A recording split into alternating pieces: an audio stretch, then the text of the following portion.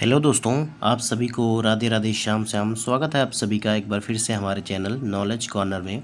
और आज की इस वीडियो में हम जो है यूपी टेट जो 2019 का एग्ज़ाम था, और ये एग्ज़ाम कब हुआ था तो 8 जनवरी 2020 को कंडक्ट करवाया गया था। इसमें हम जो लैंग्वेज का पार्ट था उसके जो है पीवाईक्यू देखने वाले हैं। आप सभी लोग जानते हैं कि आपका एग्ज़ाम जो है 2, 3 और 4 को जो है शेड्यूल किया गया है। कल नोटिस आया है, अगर आप लोगों ने नोटिस नहीं देखा है तो आप नोटिस को देख लीजिएगा। मैं अपने टेलीग्राम चैनल पर वो नोटिस दे दूंगा। बाकी सभी के जो है एग्ज़ाम सिटी आपको शो करने लगेंगी, तो आप अपना मोबाइल नंबर और अपना नाम या फादर का नेम और डेट ऑफ बर्थ डालकर जो है आप अपना एग्ज़ाम सिटी जो है देख सकते हैं। वैसे किसी को भी अपने जो है गृह जिले में एग्ज़ाम सेंटर नहीं मिला है तो पास के ज़िले में ही मिला होगा, तो आप सभी लोग चेक कर लीजिएगा और टाइम से जो है अपने एग्ज़ाम सेंटर पे पहुंच जाइएगा, लेट मत होइएगा कोई भी। तो चलिए आज के इस वीडियो में हम जो है 30 प्रश्न देखेंगे, जो है हिंदी के होने वाले हैं, और कुछ क्वेश्चन इसमें टफ भी रहेंगे, कुछ जो है ईजी भी रहेंगे। तो आप सभी को जो है ध्यान से देखना है और जो है समझते हुए चले जाना है। पिछली भी हमारी हिंदी की कई क्लासेज अपलोड हैं, इसी जो है आप डिस्क्रिप्शन में जाएंगे वीडियो के तो वहाँ पर आपको प्लेलिस्ट मिल जाएगा एसएसटी का भी, इसके अलावा जो है सीडीपी का भी। तो आप सभी लोग उसको भी ज़रूर देखिएगा, क्योंकि पीवाईक्यू आपको बहुत ज़्यादा हेल्प करते हैं। आपका रिवीजन भी हो जाएगा इसी प्रकार से, और आपको जो है पता भी चल जाएगा कि आपने अभी तक कितना पढ़ा है। तो चलिए हम क्लास को शुरू करते हैं। हमारा पहला सवाल है कि जो है मिट्टी का माधव होने का अर्थ क्या है। मिट्टी का माधव होने का अर्थ क्या है? और मिट्टी के माधव होना तो आप सभी लोग जानते हैं कि जो है बहुत ही मूर्ख होना, ठीक है, बहुत ही मूर्ख होना। तो इसका डी विकल्प जो है ये हमारा सही हो जाएगा। देखिए, वीडियो में आगे बढ़ने से पहले मैं आप सभी से एक निवेदन और करना चाहूँगा कि आप लोगों ने अगर अभी तक हमारे चैनल को सब्सक्राइब नहीं किया है तो चैनल को सब्सक्राइब कर लीजिएगा और जो है बेल आइकन को प्रेस कर दीजिएगा, ताकि जब भी वीडियो अपलोड हो तो सबसे पहले नोटिफिकेशन आपको मिल जाया करे। अगला सवाल देखिए, इससे पहले थोड़ा सा एक्सप्लेनेशन देखिए। काठ का उल्लू होना मतलब मूर्ख होना, और इसके अलावा अकल का दुश्मन मतलब अज्ञानी और मूर्ख ही होता है, और औंधी खोपड़ी का होना तो इसका भी मतलब जो है मूर्ख ही होता है, याद रखिएगा। चाहे मिट्टी का माधो या जो है काठ का उल्लू बोले या अकल का दुश्मन या औंधी खोपड़ी बोले, तो उसका जवाब यही आपका सही हो जाएगा। अगला सवाल देखिए, कह रहा है तद्वित। तद्वित का संधि विच्छेद क्या होगा? तद्वित का संधि विच्छेद कैसा होगा? तो तद्वित का जो संधि विच्छेद होगा वो आपका तत् प्लस हित होगा, ठीक है, तत् प्लस हित होगा, ये याद रखिएगा। ये एक नियम है और इसी के अनुसार जो है ये जो हित है वो द्वित में बदल जाता है, ठीक है। तो इसको आप लोग अभी मैं एक्सप्लेनेशन के माध्यम से आपको बताऊंगा। तो तत् और हित जो है यही आपका सही हो जाएगा, ठीक है। कौन सा हो जाएगा? तो तत् और हित हो जाएगा। सी विकल्प जो है ये हमारा सही हो जाएगा। तो देखिए, यहाँ पर एक्सप्लेनेशन भी दिया गया है कि तद्धित का संधि विच्छेद जो है तत् प्लस हित होगा। तद्धित शब्द में व्यंजन संधि है। यदि सब पहले शब्द का अंतिम वर्ण ता हो तथा दूसरे शब्द का पहला वर्ण हा हो तो ता अपनी जगह पर जो है दा और हा अपनी जगह पर जो है धा हो जाता है। तो दा में जो है आधा धा लग गया आपका और तद्धित हो गया ये। तो ऐसे उत प्लस हार जो है ये उद्धार हो जाता है। देखिए, यहाँ पर उद्धारा लिखा है लेकिन ये उद्धारा नहीं होगा, उद्धार होगा। और उत प्लस हरण मतलब उद्धरण हो जाता है। तो कभी भी जब इस प्रकार का सवाल दिखे आपको तो आप वहाँ पर समझ लीजिएगा कि ता और हा से जो है संधि हो रही है, ठीक है, ता और हा से जो है संधि हो रही है। ये चीज़ अपना ध्यान रखिएगा। देखिए, उद्विग्न कह रहा है, उद्विग्न का संधि विच्छेद क्या होगा? उद्विग्न का जो है संधि विच्छेद क्या होगा ये आपको बताना है। तो इसका सही जवाब कौन सा होगा? और ये भी देखिए लगभग उसी तरह का सवाल है, और इसका जो सही जवाब हो जाएगा वो कौन सा हो जाएगा? तो इसका सही जवाब हो जाएगा उत प्लस विघ्न, ठीक है, उत प्लस विघ्न हो जाएगा, याद रखिएगा, ठीक है। उत प्लस विघ्न जो है ये उद्विग्न हो जाएगा। सी विकल्प जो है ये हमारा सही हो जाएगा। देखिए, उत प्लस विघ्न उद्विग्न का जो है सही संधि विच्छेद है। इसमें व्यंजन संधि है। यदि का चाटा तापा के बाद किसी वर्ग का तृतीय चतुर्थ वर्ण या रा ला वा कोई स्वर आए तो का चाटा और तापा के स्थान पर अपने ही वर्ण का तीसरा वर्ण आ जाता है।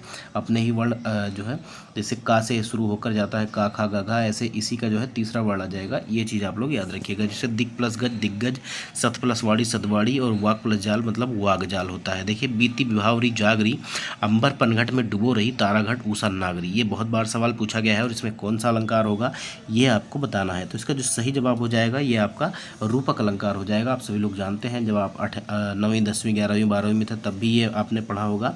तो इसका सही जवाब कौन सा हो जाएगा? सी विकल्प सही हो जाएगा। यहाँ उपमेय में जो है उपमान का जो है यहाँ पर जो है अभेद आरोप है, मतलब एक प्रकार से जो है तुलना की जा रही है। तो यहाँ पर आपका रूपक अलंकार हो जाएगा। देखिए उक्त पंक्ति में रूपक अलंकार है, इसमें अंबर पर पनघट का तारा पर जो है घट का उपमान और उषा उपमेय पर नागरी का अभेद आरोप है, अतः इन पंक्तियों में जो है रूपक अलंकार होता है। देखिए बिन घनश्याम धाम धाम ब्रजमंडल में ऊधो नित बसत बहार वर्षा की है, प्रयुक्त अलंकार इसमें कौन सा है ये आपको बताना है। तो इसमें कौन सा अलंकार हो जाएगा ये आपको बताना है। तो इसका जो सही जवाब हो जाएगा, देखिए अगर यहाँ पर बात करें तो यहाँ पर जो है श्लेष अलंकार हो जाएगा। श्लेष अलंकार कैसे हो जाएगा, एक्सप्लेनेशन के माध्यम से आपको मैं बताता हूँ। डी विकल्प जो है ये हमारा सही हो जाएगा। ठीक है, उक्त पंक्ति में श्लेष अलंकार है। श्लेष अलंकार के लक्षण के अनुसार जो है घनश्याम शब्द के एकाधिक अर्थ हैं। इसका एक अर्थ श्री कृष्ण है और दूसरा अर्थ जो है बादल है, अतः यहाँ घनश्याम शब्द के दो अर्थ हैं और इसीलिए जो है यहाँ पर श्लेष अलंकार है। अगला सवाल देखिए 36 नंबर का सवाल है कि निम्नलिखित में से कौन सा शब्द एक वचन तथा बहुवचन दोनों में प्रयोग हो सकता है। तो कौन सा शब्द प्रयोग हो सकता है, आसान सा सवाल है, बस थोड़ा सा आपको देखना है। देखिए मुनि, ठीक है, मुनि जो है बहुत सारे मुनि और मुनि ये ऐसे जो है ये एक वचन और दो वचन बहुवचन दोनों में ये प्रयोग हो सकता है। तो इसका ए विकल्प जो है यह हमारा सही हो जाएगा। अब देखिए इसका एग्जाम्पल कैसे हम देंगे। एग्जाम्पल देखिए, मुनि बालक को अच्छी शिक्षा देता है, तो यहाँ पर देखिए केवल मुनि, एक ही मुनि आ गया और यहाँ पर मुनि जा रहे हैं, तो मतलब बहुत सारे मुनि जो है वो जा रहे हैं। इस तरह से आपका जो है हो सकता है। देखिए तद्भव, तत्सम और तद्भव का कौन सा युग्म सही है, तत्सम और तद्भव। तो तत्सम कौन सा हो जाएगा, देखिए कह रहा है कड़ाह, ठीक है, कड़ाह देखिए, और जो है करहाट, ठीक है। तो इसका सही जवाब कौन सा हो जाएगा, तो ये आपका जो है पहला विकल्प नहीं, गलत हो जाएगा ये। और अष्ट और आठ ये भी आपका जो है गलत हो जाएगा। कुछी और कोख, तो कुछी और कोख का जो है तद्भव तत्सम की दृष्टि से जो है ये सही है, याद रखिएगा, ठीक है। तो ये आपका कुछ ही बोलते थे और जो है संस्कृत में, और फिर ये इसको जो है कोक बोला जाने लगा, तो सी विकल्प जो है ये हमारा सही हो जाएगा। अगला सवाल देखिए, जो है कड़ाह का जो है कटा होता है और यहाँ पर जो है आपका करहाट दिया हुआ है। कैथ का जो है कपित होता है और यहाँ पर जो है कपित और कैथा दिया हुआ है। तो आठ का जो है अष्ट होता है, तो यहाँ पर अष्ट और आठ दिया गया है, तो ये आपका कुछ इस प्रकार हो जाएगा। अगला सवाल देखिए 38वें नंबर का सवाल है, कहा जा रहा है निम्नलिखित शब्दों में से उपसर्ग का निर्देश अशुद्ध है। उपसर्ग का जो निर्देश है किसमें जो है अशुद्ध है ये आपको बताना है। तो इसका सही जवाब कौन सा हो जाएगा, तो ये आपका निम प्लस अज्जित, निमज्जित, यही आपका जो है अशुद्ध है, याद रखिएगा। तो ये आपका ए विकल्प सही हो जाएगा, क्योंकि इसमें जो है निम प्लस अज्जित शब्द में जो है उपसर्ग शुद्ध क्यों, क्योंकि इसमें केवल जो है नी रहना चाहिए, निम नहीं रहना चाहिए, ठीक है। ये आपका म इसमें से हट जाएगा तो ये शुद्ध हो जाएगा, ठीक है। ए विकल्प जो है ये हमारा सही हो जाएगा। देखिए अति, अत्याचार, अतिक्रमण, अति शब्द से ये सब बने हैं उपसर्ग से, ठीक है। और अनु से जो है अनुशासन बना है, अनुवाद बना है, अभि से जो है विभाग और अभ्यास बना है, और उप से जो है उपासना और उपकार बना है। तो ये सभी थोड़ा सा ध्यान में रखिएगा। अगला सवाल देखिए, किस शब्द में जो है तत्पुरुष समास है। तत्पुरुष समास काकी के आप सभी लोग जानते हैं। तो देखिए यहाँ पर तत्पुरुष कौन सा हो जाएगा, दौड़ धूप, मधुमक्खी, पीताम्बर, त्रिभुवन। तो इसका सही जवाब हो जाएगा कौन सा, देखिए मधुमक्खी शब्द में जो है तत्पुरुष समास होगा। इसका समास विग्रह मधु की मक्खी। तो यहाँ पर जब देखिए काकी के आ जाता है तो मधु की मक्खी, तो ये आपका बी विकल्प जो है ये हमारा सही हो जाएगा। बाकी त्रिभुवन की बात करें तो तीन भुवन का संसार या समूह, इस द्विगु समास हो जाएगा। दौड़ धूप, दौड़ या धूप, तो ये द्वंद्व समास हो जाएगा। और इसके अलावा पीताम्बर मतलब पीला है अंबर, जिसका मतलब भगवान विष्णु के बारे में बात कही जा रही है, तो ये आपका बहुब्रीहि समास हो जाएगा। अगला सवाल देखिए, कह रहा है सिर पर सवार रहना। सिर पर सवार रहना मुहावरे का क्या अर्थ है। सिर पर सवार रहना मुहावरे का क्या अर्थ है ये आपको बताना है। तो इसका जो सही जवाब है, इसका सही जवाब हो जाएगा पीछे पड़ जाना, एकदम से पीछे पड़े रहना। तो ए विकल्प जो है ये हमारा सही हो जाएगा। देखिए भाग जाना, 9-2-11 होना, मरने मारने पर उतारू होना मतलब जान पर खेलना या सिर पर खून सवार होना, और बाधक होना मतलब रास्ते का काटा होना। देखिए वह बहुत अच्छा लड़का है, वाक्य में वह कौन सा सर्वनाम है। तो वह कौन सा सर्वनाम है, तो आप सभी लोग जानते हैं कि वह जो सर्वनाम है ये आपका जो है निश्चयवाचक सर्वनाम है, ठीक है, निश्चयवाचक सर्वनाम है। तो इसका बी विकल्प जो है ये हमारा सही हो जाएगा। देखिए वह बहुत अच्छा लड़का है, इसमें जो है शब्द जो है निश्चयवाचक सर्वनाम है। वाक्य में प्रयुक्त पदों का परिचय इस प्रकार है। बहुत जो है ये प्रविशेषण हो जाएगा, अच्छा जो है ये गुणवाचक विशेषण है, लड़का जो है ये जातिवाचक संज्ञा है, और है जो है यहाँ पर सहायक क्रिया हो जाएगा। अगला सवाल देखिए, मनोहर जीवन भर पूरा सुख भोगता रहा, इसमें कौन सा विशेषण है। तो जीवन भर, तो जीवन भर, अगर हम जीवन भर की बात करें तो ये जो है पूरा, जीवन भर जो है पूरा सुख भोगता रहा। पूरा क्या हो जाएगा, तो ये परिमाण हो जाएगा, मात्रा बता रहा है, तो यहाँ पर जो है परिमाणवाचक विशेषण हो जाएगा। ठीक है, परिमाणवाचक विशेषक हो जाएगा। ठीक है, बी विकल्प सही हो जाएगा। देखिए, मनोहर जीवन भर पूरा सुख भोगता रहा, इस वाक्य में पूरा शब्द जो है परिमाणवाचक विशेषण है। यह परिमाण या मात्रा बताने का कार्य करता है, जिसके अंतर्गत मूर्त और अमूर्त दोनों ही संज्ञाएं शामिल होती हैं। यह संज्ञा की निश्चित अनिश्चित मात्रा को बताता है। प्रश्नोक्त वाक्य में सुख भाववाचक संज्ञा है और पूरा जो है अनिश्चित परिमाणवाचक जो है विशेषण है।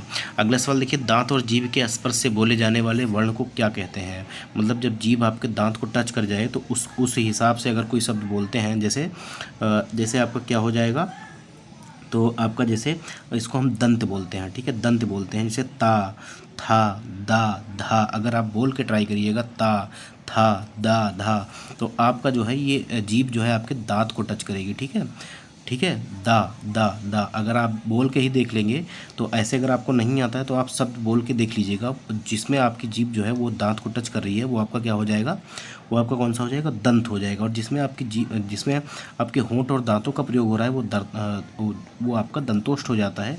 मूर्धन्य कैसा होता है, जिसमें जो है जीभ गोल करके बोला जाता है, जैसे न्या, टा, ठा और डा, तो इसमें जीभ आपकी गोल हो जाती है। तो ये भी चीज़ जो थोड़ा सा नोटिस करिएगा, बहुत ही अच्छा ये ट्रिक है, आप बोल के देखेंगे तो आपको पता चल जाएगा। तो ये जो है दंत होते हैं। ठीक है, दंत होते हैं, जैसे ता, था, दा, धा, ना, ये सभी जो है दंत वर्ण है, आप इसको याद रखिएगा, बी विकल्प सही हो जाएगा। अगला सवाल देखिए, कह रहा है निम्नलिखित ध्वनियों की निर्दिष्ट विशेषताओं में कौन सा अशुद्ध है। देखिए, चा जो है ये तालव्य है और महाप्राण है, ऐसा कहा जा रहा है। और इसके अलावा कह रहा है खा महाप्राण और कंठ है। ता जो है अल्पप्राण है और दंत है, तो ता जो है ये दंत से बोला जाता है, लेकिन ये अल्पप्राण नहीं है। और माँ जो है ये माँ जो है ओष्ठ है, बिल्कुल ओठ से बोला जाता है, लेकिन ये क्या है, जो है, अच्छा इसमें अशुद्ध पूछा है तो ये बिल्कुल सही हो जाएगा। देखिए, खा जो है महाप्राण है और खा जो है ये कंठ से ही निकलता है, आपके कंठ से हवा निकलती है, उसमें से खा बोला जाता है। इसके अलावा माँ देखिए ओंठ से बोला जाता है और ये सघोष है। और ता जो है ये अल्प प्राण है और दंत से भी बोला जाता है। आप देखिए, ता अगर आप बोलेंगे तो जीभ आपके दांत को टच करेगी, लेकिन चा जो है, चा कैसा है, चा आपको बताना है। तो देखिए, चा तालव्य है, ठीक है, तालव्य ध्वनि है, लेकिन ये जो है महाप्राण नहीं है, ये अल्प प्राण है। ठीक है, ये अल्प प्राण है, महाप्राण नहीं है। तो इसका ए विकल्प जो है ये हमारा सही हो जाएगा।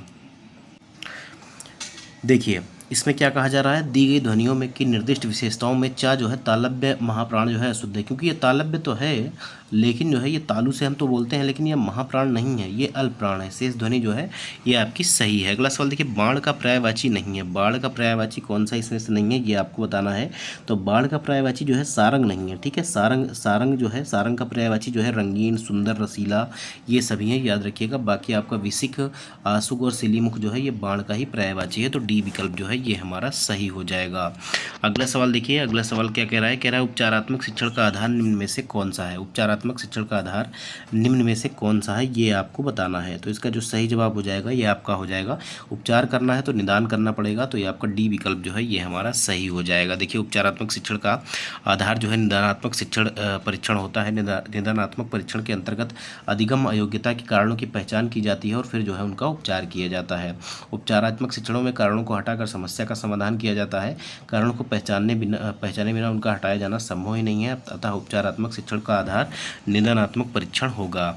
अगला सवाल देखिए, अयोगवाह कहा जाता है। अयोगवाह किसको कहते हैं, अल्पप्राण को कहते हैं या महाप्राण को कहते हैं या विसर्ग को कहते हैं या संयुक्त व्यंजन को कहते हैं। तो अगर हम बात करें तो अयोगवाह जो है विसर्ग को कहते हैं, याद रखिएगा। विसर्ग आपने नाम सुना होगा, विसर्ग में जो दो बिंदी जैसे ये देखिए अतः लिखा है ना, तो ये विसर्ग हो गया। ठीक है, इस प्रकार से जो होते हैं इनको जो है अयोगवाह भी कहते हैं। देखिए, दिए गए विकल्प के अनुसार अंग और आह जो है ये अयोगवाह कहलाते हैं, याद रखिएगा। और एक चीज़ और है, अनुस्वार जिसको हम बोलते हैं, ये बिंदी जो है और ये विसर्ग, इसको भी जो है किशोरी दास जी ने अयोगवाही कहा है।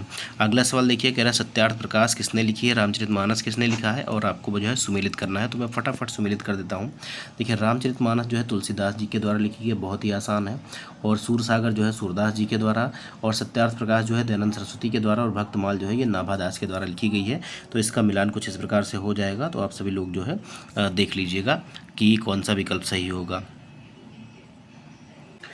देखिए यहाँ लिखा भी हुआ है कि सत्यार्थ प्रकाश की जो रचना है ये दयानंद सरस्वती के द्वारा की गई है, और रामचरितमानस जो है तुलसीदास जी के द्वारा, सूरसागर जो है सूरदास जी के द्वारा, और भक्तमाल जो है ये नाभादास जी के द्वारा इसकी रचना जो है की गई है।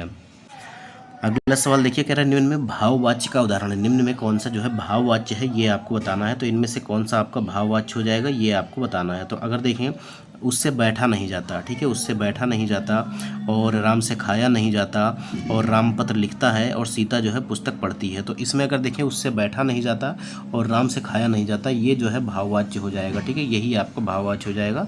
तो बी विकल्प जो है यहाँ पर सही हो जाएगा। अगला सवाल देखिए, निम्नलिखित में से कौन सा उत्तर सही है। निम्नलिखित में से कौन सा उत्तर सही है। अनुस्वार जो है पूर्ण अनुनासिक ध्वनि है, या वर्ग का पंचमाक्षर जो है अनुनासिक होता है, या अनुनासिक के उच्चारण के दौरान नाक से बहुत कम सांस जो है निकलती है और मुंह से अधिक निकलती है, ठीक है। तो इसमें से कौन सा सही हो जाएगा। तो इसमें से अगर हम बात करें तो यहाँ पर जो है सभी ही सही है। अनुसार पूर्ण अनुनासिक ध्वनि है, वर्ग का जो है पंचमाक्षर अनुनासिक होता है, और अनुनासिक के उच्चारण के दौरान जो है नाक से बहुत कम सांस निकलती है और मुंह से जो है अधिक निकलती है। तो इसका सही जवाब कौन सा हो जाएगा। बी विकल्प जो है ये हमारा सही हो जाएगा। अगला सवाल देखिए, अगला सवाल कह रहा है कि जो है गद्यांश के आधार पर आपको जो है 51 से लेकर 52 का विकल्प आपको देखना है। तो ये गद्यांश आप पढ़ लीजिएगा। देखिए, कला और जीवन अन्योन्यश्रित का तात्पर्य किससे है, ठीक है। तो यहाँ पर किससे हो जाएगा ये आपको बताना है। तो मैं आपको बता देता हूँ। देखिए यहाँ पर अगर आप देखेंगे तो यहाँ पर आपका लिखा होगा। देखिए इस प्रकार जो है क्या कहाँ कहा जा रहा है, कला और जीवन जो है का संबंध जो है अन्योन्यश्रित है, मतलब एक दूसरे के ऊपर जो है ये आपका आश्रित है, ठीक है, एक दूसरे के ऊपर आश्रित है। तो पहले ही लाइन में इसका जवाब मिल जाएगा आपको। तो इसका सही जवाब कौन सा हो जाएगा कि एक दूसरे पर जो है ये आश्रित है, एक दूसरे पर आश्रित है। तो सी विकल्प जो है ये हमारा सही हो जाएगा। अगला सवाल देखिए, अगला सवाल देखिए, कौन सी कला जो है श्रेष्ठ मानी गई है। कौन सी कला जो है ये श्रेष्ठ मानी गई है ये आपको बताना है। तो आपको गद्यांश से ही पढ़ के बताना है। वैसे तो मैं आपको बता देता हूँ। तो आप भावनाओं में मत बहिएगा, ठीक है, भावनाओं में मत बहिएगा। गद्यांश से पढ़ के ही जो उसमें लाइन होगी उसी हिसाब से आप जवाब दीजिएगा। वैसे यहाँ पर देखने में तो कौन सी कला सर्वश्रेष्ठ मानी गई है, तो जो जीवन उपयोगी हो यही सर्वश्रेष्ठ कला है। लेकिन आप जो है गद्यांश में देखिएगा, गद्यांश में लिखा रहेगा तभी इसको सही करिएगा। अगला सवाल देखिए, अगला सवाल क्या कह रहा है। फिर से एक गद्यांश दिया गया है, वहाँ पर गद्यांश था, यहाँ पर पद्यांश दिया गया है कि जो है श्याम और किम कहूँ बखानी गिरा अनयन नयन बिनुबानी। अब देखिए इसमें कौन सा भाव है ये पूछ रहा है। इसमें कौन सा भाव है, तो इसमें जो है मधुर भाव है, ठीक है, मधुर भाव है। कैसे, जब आप इसका अर्थ निकालेंगे तब आपको समझ में आएगा। देखिए, श्याम और किम कहो बखानी गिरा ज्ञान गिरा अनयन नयन बिनुमानी। पद में मधुर भाव है। उपयुक्त पंक्ति में राम और लक्ष्मण के सौंदर्य का वर्णन किया गया है, जो कि सीता जी के समक्ष उनकी सखियों द्वारा किया जा रहा है। उनके सौंदर्य को सुनकर सीता जी के हृदय में मधुरता व श्रृंगारिकता का भाव जागृत हो रहा है, जिसके कारण उपयुक्त पद में जो है मधुर भाव है। अगला सवाल देखिए, कह रहा है यह पद्यांश जो है किस कवि का है। यह पद्यांश जो है किस कवि का है। तो वैसे तो आप गैस कर सकते हैं कि जो है राम भगवान के बारे में जो है तुलसीदास जी ने ही लिखा है। तो ये आपका सी विकल्प सही हो जाएगा। सी विकल्प जो है ये हमारा सही हो जाएगा। ये जो है बालकांड से लिया गया है, रामचरितमानस के। अगला सवाल देखिए, चांदनी चौक में कौन सी संज्ञा है। चांदनी चौक में कौन सी संज्ञा है ये आपको बताना है। तो चांदनी चौक में जो है व्यक्तिवाचक संज्ञा है, क्योंकि ये किसी जगह का जो है नाम है, ठीक है। तो ये चांदनी चौक जो है व्यक्तिवाचक संज्ञा हो जाएगा। सी विकल्प जो है ये हमारा सही हो जाएगा। देखिए कहा जा रहा है जिन शब्दों से किसी खास व्यक्ति, स्थान अथवा वस्तु के नाम का बोध हो उसे जो है व्यक्तिवाचक संज्ञा कहते हैं। जैसे जयपुर, दिल्ली, रमेश, रामायण इत्यादि। संज्ञा के 5 भेद होते हैं, जिसमें व्यक्तिवाचक संज्ञा, जातिवाचक संज्ञा, भाववाचक संज्ञा, समूहवाचक संज्ञा और द्रव्यवाचक संज्ञा होता है। अगला सवाल देखिए, निम्नलिखित में से कौन सा विकल्प विलोम की दृष्टि से सही नहीं है। विलोम की दृष्टि से जो है सही नहीं है ये आपको बताना है। तो इसमें अगर देखें जो है सबुद्धि का जो है असुबुद्धि नहीं होता, दुर्बुद्धि होता है। सबुद्धि का जो है या जो है दुर्बुद्धि होता है। उत्कर्ष का अपकर्ष होता है, बिल्कुल सही है। आरोह का अवरोह होता है, ये भी सही है। और कीर्ति की अपकीर्ति होती है, तो ये भी सही है। तो पहला ही जो है ये गलत हो जाएगा। यहाँ पर दुर्बुद्धि होनी चाहिए, सुबुद्धि की जो है दुर्बुद्धि होनी चाहिए थी। तो इसका ए विकल्प जो है यही हमारा गलत हो जाएगा। देखिए अगर आप ध्यान से देखेंगे तो इस क्वेश्चन में आपको समानार्थी शब्द दिए गए हैं, एक दूसरे के पर्याय जो हैं ये आपको दिए गए हैं। अब देखिए तलवार को क्या कहते हैं, तो कृपाण कहते हैं, ठीक है। तलवार को क्या कहेंगे, तो तलवार को जो है कृपाण कहेंगे। तो देखिए यहाँ, और टेढ़ा जो है, टेढ़ा है तो कैसा है, तो मतलब वक्र में है। वक्र में ऐसे तो होता है, वक्र में तो ऐसे होता है, तो ये टेढ़ा हो जाएगा। तो ये आपका जो है टेढ़ा जो है ये वक्र में हो जाएगा। और तरु क्या होता है, तरु जो है किसको कहते हैं, तो तरु जो है वृक्ष को कहते हैं। तो ये आपका ए से हो जाएगा। और पटु जो है ये प्रवीण होता है।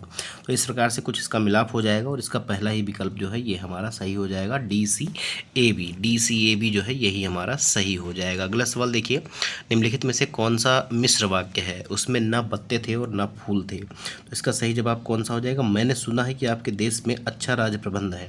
ठीक है, मैंने सुना है कि आपके देश में जो है अच्छा राज प्रबंध है, यही आपका मिश्र वाक्य है। ठीक है, यही आपका मिश्र वाक्य है। जिस वाक्य में एक साधारण वाक्य के अतिरिक्त जो है उसके अधीन कोई दूसरा जो है वाक्य जुड़ा हो उसे मिश्र वाक्य कहते हैं। तो मैंने सुना है ये साधारण वाक्य हो गया और आपके देश में जो है अच्छा राज प्रबंध है, तो यही आपका मिश्र वाक्य हो जाएगा। तो बी विकल्प जो है ये हमारा सही हो जाएगा। देखिए, यज्ञदत्त देवदत्त को व्याकरण पढ़ाता है, ये सरल वाक्य है।